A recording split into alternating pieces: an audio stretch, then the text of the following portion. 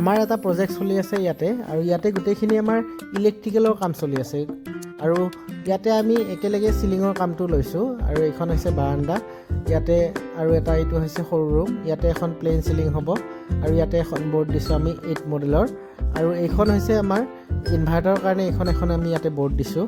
আৰু এইটো হৈছে এটা ৰুম আৰু এইটো হৈছে এটা বেডৰুম হয় ইয়াতে গোটেইখিনি প্লেন চিলিঙে লাগিব 4টা পইণ্ট আমি এনেকৈ লাইটৰ দিছোঁ আৰু ইয়াতে এখন আমি 8 মডেলৰ এখন বৰ্ড দিছোঁ